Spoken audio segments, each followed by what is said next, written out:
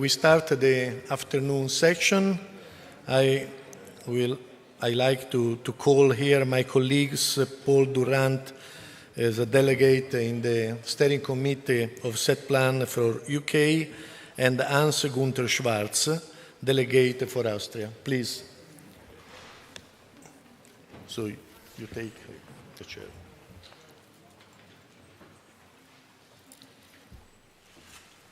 So thank you very much. And with us, I'd like to invite our speakers of this afternoon onto the podium. And it's my pleasure to present them in a moment. I'd just like to say one or two words about the format of this session number 5, which is about from strategy to implementation. Paul and I are from the body of the set plan, which is called the steering group, and which is the governing body of the national delegates responsible for the strategy of the set plan, and also, I would say, hopefully responsible for part of the implementation. And as we move towards implementation, we've called here onto the podium representatives of the different stakeholder groups which have a mandate within the European Union with the Commission to help implement the SEP plan and the hopefully soon to come action plan. They are Professor Bonacorsi, who is a professor of engineering management at the University of Pisa. Welcome, Professor. We have Bert de Kolvenaar, who is the executive director for the Fuel Cells and Hydrogen Joint Undertaking. We have Professor Peter Barton, who is the vice chair of the European Sustainable Nuclear Industrial Initiative. So we have a joint undertaking between Commission and industry and the member states. We have the Industrial Initiative, which is very much trying to bring together industry as a body of advice. And we have Professor Teresa Ponce de Leao. Is that good? Okay, yes. Thank you very much. Vice Chair of the European Energy Research Alliance. So this is very much the research pillar of the SET plan. We have Andreas Heinz, who is the responsible person for energy and efficiency and renewable energy at the Energy Department in the European Investment Bank. Welcome. And we have Diego Pavia, who is the CEO of the KIC InnoEnergy, which is a joint a body which tries to jointly execute training and agenda setting between industry and universities. So we hope that we will run this 1.5 hours in a way where we have a brief input from Paul Durrant on the setting of the SET plan steering group and the action plan. Brief input from myself on one of the flagship or pilots which the SET plan steering group is running on public-public partnerships, so financing from member states and commission together. And then we have hopefully a lively debate with the panel and with you, where we try to carve out the specific ways those stakeholder groups which I mentioned can contribute to the implementation of the SET plan and the action plan. So Paul, would you please continue?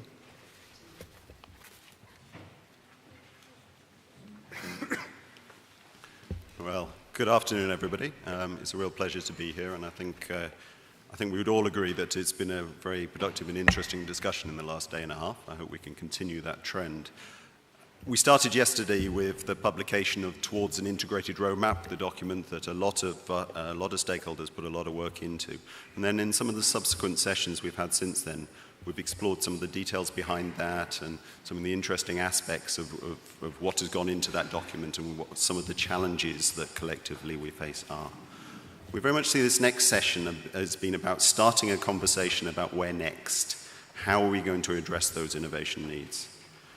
And our goal that we set ourselves a little while ago now is to try and work towards an integrated action plan. And I think both of those words are really important. It needs to be integrated across the system and integrated across organizations, and it needs to be action orientated so we can actually start achieving some results.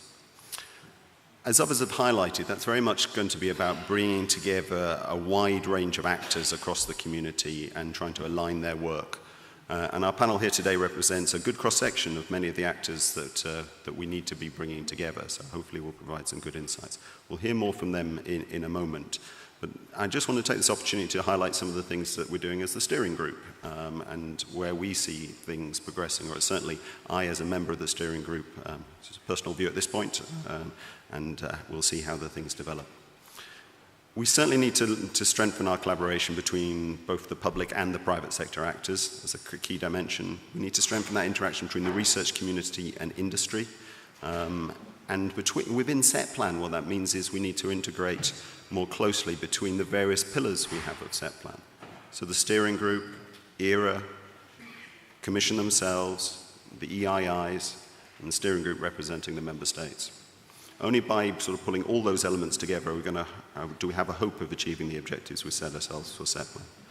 So the vision is for an action plan that really draws all those things together so we can strengthen alignment between national programs. And I think it's important that national programs are seen as being as the sort of the core part of this. This is not just about community funding, etc. This is about aligning national programs and using national programs to move us towards our objectives.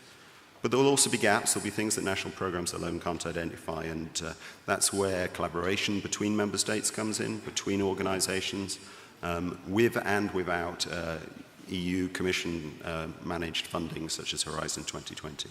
So all those elements need to come into play. We've taken some important steps in the last couple of years. So we've got the excellent strong base of the hard work that ERA and the EIIs have put in over the last few years, the coordination of various organizations, the mapping of our needs.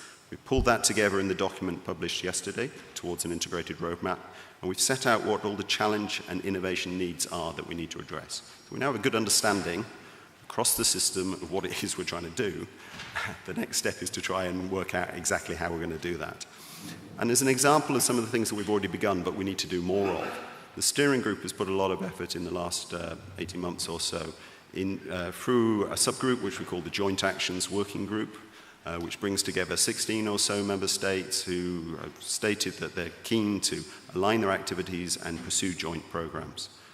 And we have already launched 3 ERANET COFUND actions, which bring together multiple member states, with each member state committing to invest funding into that program, and the Commission providing additional funding on top of that.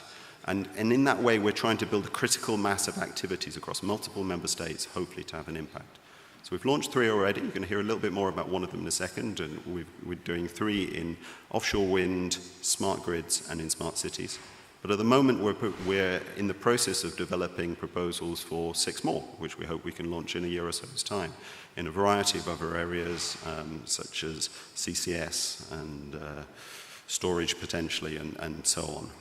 So yeah, this is a step in the right direction, but it's not enough. And that's where the discussion we'll have here today, and then the onward discussion into the action plan, I hope can bring more of that sort of activity together. So I think at this stage, I shall hand back to Hans Günther to tell you a little bit more about one of those examples, which kind of illustrates the sense of the direction we're trying to go in. And as I say, we'll be building on that from there, and then we can hear more from the panel.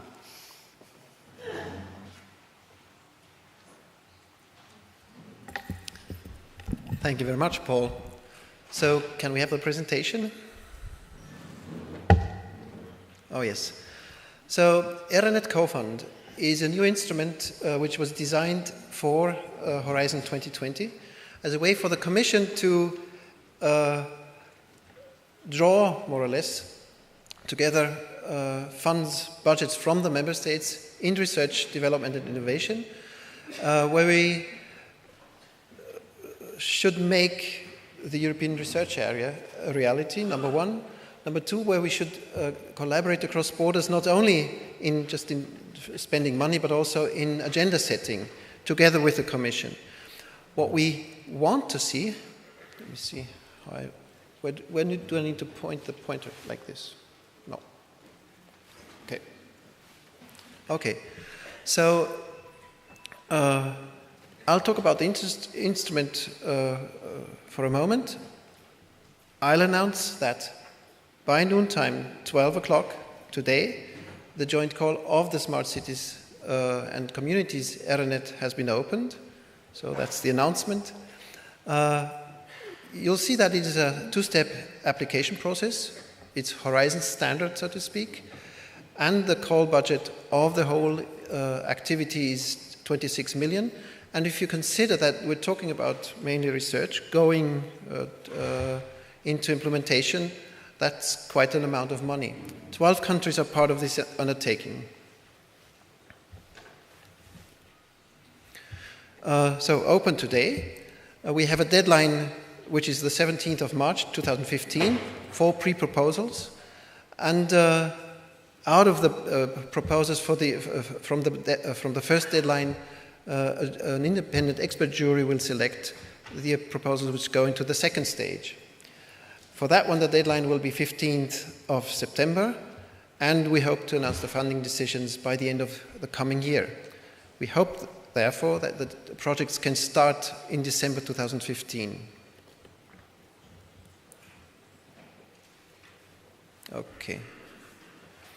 Now, with those call topics, you might ask yourself, so what's the difference between this and Horizon 2020?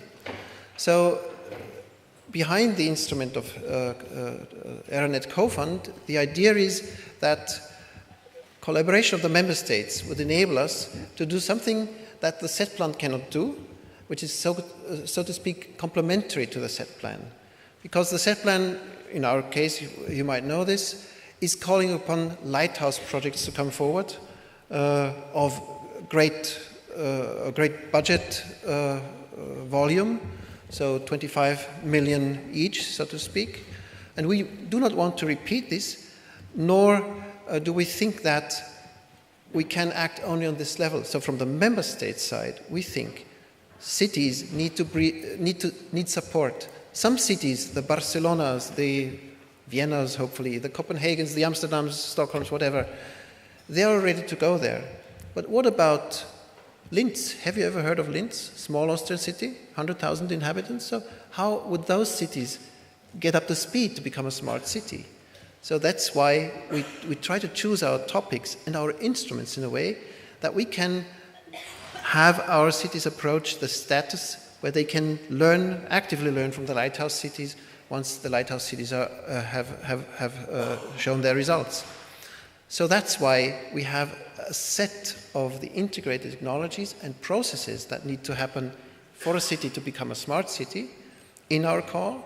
We have the threshold lower than for the Lighthouse cities, meaning you don't need to have such volume of investment, such volume of implementation. But we address the issues. Smart urban energy mobility. We've heard how important this is, how much of the energy consumption they are responsible for. We have integrated urban energy and transport systems and the tools needed for their smartness. And we have the question of data, because for a city of tomorrow, the handling of the data generated by the city and by the citizens is of key importance. And we have the governance side of all of this, because in a city, the citizens together have to make the city smart. It can't be top down, it can't be ordained from above. So the type of projects which we are aiming at is implementation, because that was the promise and also the prerequisite for the whole exercise. So whoever comes with a proposal has to have some type of implementation in their consortium. It doesn't need to be, and it can't be in our case, that the ones who invest sign up for the whole project, because, as you know, investment cycles, they have time leading up to the investment of 5, 7, 10 years, and you need to have the stakeholders there where they are. So that's why we also divided up the instruments, so to speak, that we'll use in pre-implementation. So there should be a clear preparation leading to the vision of the implementation. There is the implementation phase itself, where a city, for example, creates a new district, and there that's what happens, is implementation. And then the post-implementation phase, where cities have to compare notes, where you have to evaluate whether the smartness process happened in the right way at all. We address all parts of the innovation phases, and the reason is that we are bound to national funding rules. The Commission in Horizon 2020 can more or less fund whatever they want. They can give money for investment, they can give money for research. As national funders, we can only fund research, development and innovation. So we cannot fund investments, or very little of investments, because of the competitiveness rules. So we're bound by those. This is why some of our funding agencies are more specialized on the basic research funding, while others are more on the applied side and experimental development. We ask, however, that the overwhelming part of any project needs to be in implementation, in the innovation part. And as you might see, we invite partners from third countries when they bring their own money. So if your country is not part of the consortium which is running the ERNet, your actors are still welcome as long as you fund them, their part. So you see the 12 countries listed, don't worry, and the money that's coming from those countries, plus there is a top-up of 30% of the whole, which is 50% on top of what you see there, funded from Horizon money. Now, just this comparison again. So we ask, in the ERNet Smart Cities and Communities, for an integration of different technologies. And we want an approach which puts the citizen, the consumer, in the center. Sounds familiar, right? After 2 days of set-plan conference. But it's not a given in the usual funding world. Smart cities, they should target, in our case, projects which are not the huge project of the Lighthouse cities, but smaller scale projects, addressing districts, smaller cities. And we hope that it makes it easier for cities who are just getting up to speed, creating their vision, to participate. And then we want a preparation phase to be possible. So those cities should be able to create their skills which they need in governance, in integration, in investment, so that they can later, when the Lighthouse cities show their results, take up this example. And then we want still research to be present in the implementation phase, because that's our role as national research funders, public funders of research, to see that there's always enough innovation happening so that there's also a follow-up in implementation possible at any time. With such a one-shot call, so to speak, it's always a challenge how to make sure that the results of those projects are available in the future, and that there's a way of putting them into practice for future subsequent calls or events. For that, we have joined the forces of two networks, the Joint Programming Initiative Urban Europe and the Smart Cities Member States Initiative, which was the delegates, more or less, who came together to support the former industrial initiative on smart cities and communities. And those two networks, they want to make sure that there will be program management follow-up, publication, evaluation of the data coming out of those projects, support in the future for the actors of those projects to really create this added value. That's why the website where you can find the call announcement is the website of the Joint Programming Initiative Urban Europe, and you are more than welcome to visit, to find consortia, and to submit a proposal. Thank you very much.